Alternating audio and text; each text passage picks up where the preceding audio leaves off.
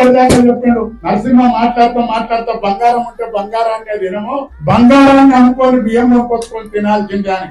భవనం ఇంకే పెట్టి ఇదే పెట్టుకొని కొట్లాట పెట్టుకుంటుంటే కాదు, దీన్ని సంపదను పెంచాలి, కులానికి వంచినాడే అది కరెక్ట్ జరుగుతుంది. ఇది ఎవరో కబ్జా పెడతానో ఎవరికో ఇస్తానో బ్రహ్మ రుద్రుల వల్ల కూడా కాదు, ఇది ప్రభుత్వం ఇచ్చిన భూమి కుర్మ ట్రస్ట్కే ఉంటది.